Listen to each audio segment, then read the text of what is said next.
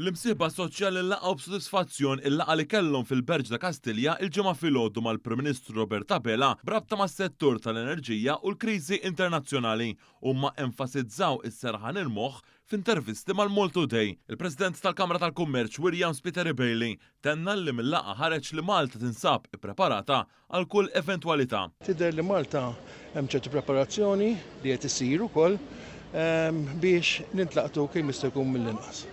Tħossok konfidenti jiġifieri?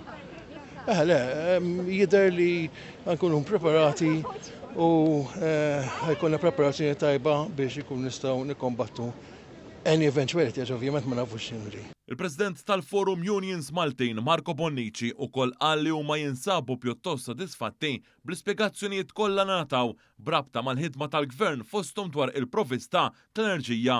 Dan filwaqt li s-Segretarju Ġenerali tal-General Workers Union Joseph Buġejja tenna li huma mill-aktar sodisfatti kif il-Prim Ministru wiegħed li s-sussidji fuq il-prezzijiet se jinżammu. Sa dan it-tant id-Deputat President tal-Kamra għan-Negozji Żaru Medji Filip Fenek għal il-Gvern kompla isserraħ ras diversi setturi.